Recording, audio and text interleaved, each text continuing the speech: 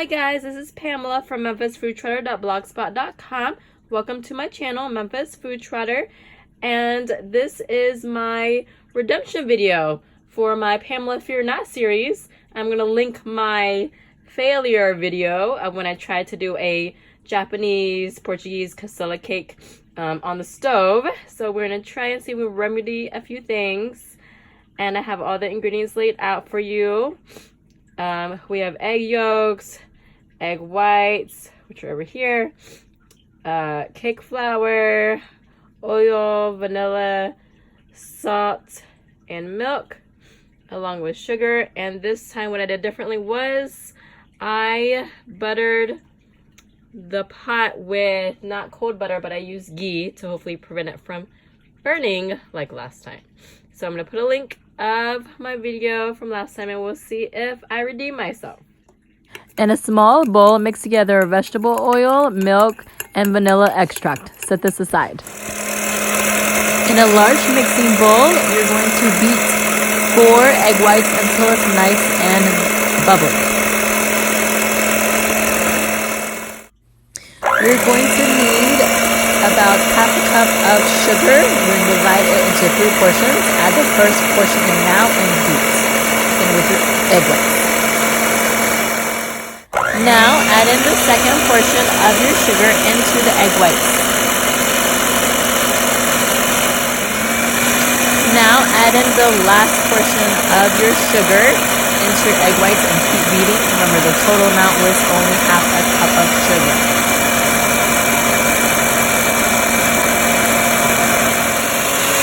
Keep beating. This is the longest portion of the recipe besides the cooking itself.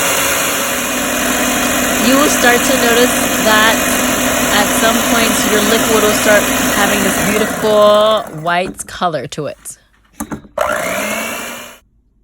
What you're looking for are nice, beautiful peaks, and you can see this when you stop the beater, and you'll have nice little triangles that kind of slope over just a little bit at the top.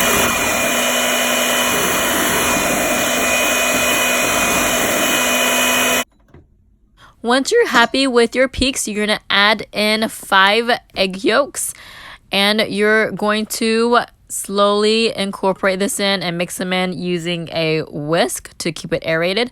Try not to deflate the egg whites that you just worked really hard in whipping up.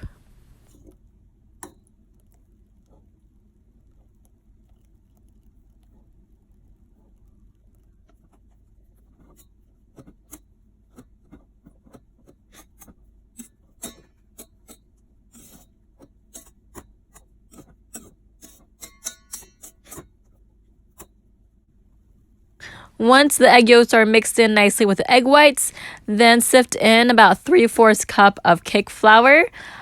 Now, the recipe I was basing this off of was using the metric system, and they used a different kind of flour, and I will have that up on the screen underneath the line. You can try that to see if it comes out better than the one where I use cake flour.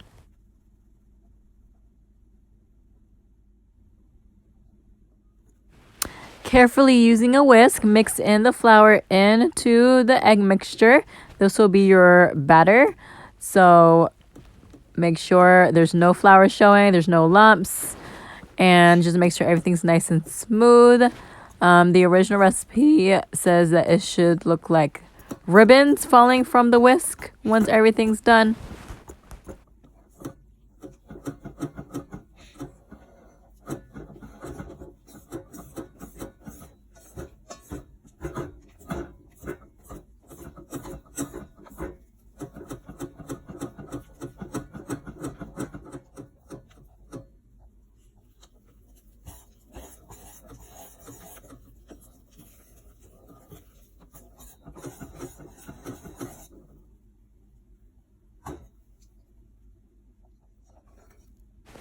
Now take a little bit of your batter out and put it into that bowl that you had set aside earlier, the oil mixture, and mix that in thoroughly before you add it all into the main batter bowl.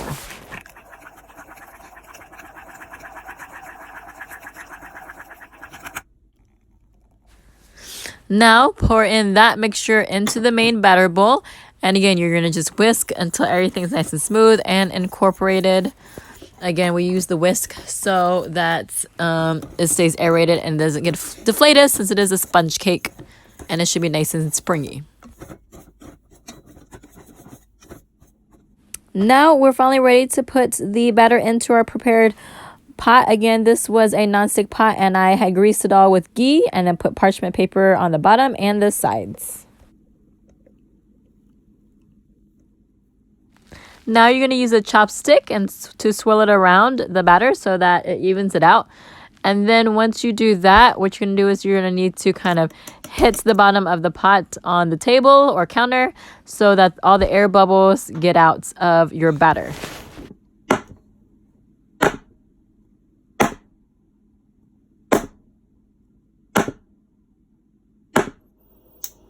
Now we're ready to cook this over the stovetop. I put this on the lowest flame possible. The first time I did this, which is in a video I will link, I did not put it on the lowest flame. So make sure it's on the lowest flame. And this time I used a lid with a hole at the top so that the condensation wouldn't collect so quickly.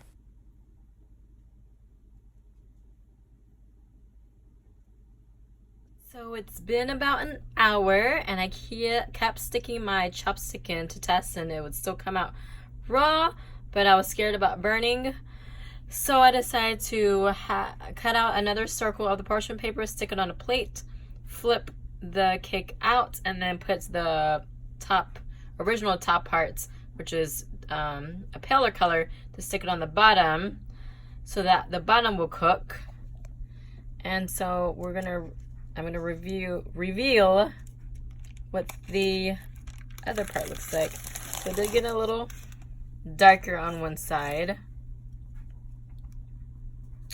but this side looks good and it feels good. However, the other side is not quite cooked yet, so I'm gonna let it cook for a little bit longer, and I'll check back in with you. Give it 5 more minutes, and it looks clean. Let's poke it one more spot. All right, it's not gooey anymore. All right, so we're gonna take it off the stove, then I'm gonna cut it out for you guys to see the inside, and hopefully it looks good inside. I flipped this out, and of course there's no color on this top part.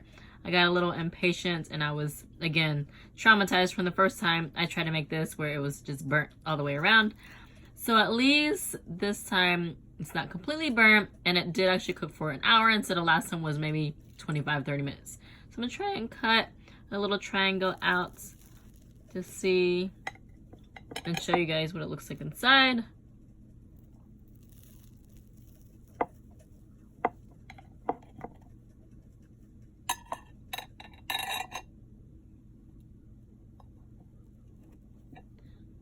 Alright, I didn't cut this very well.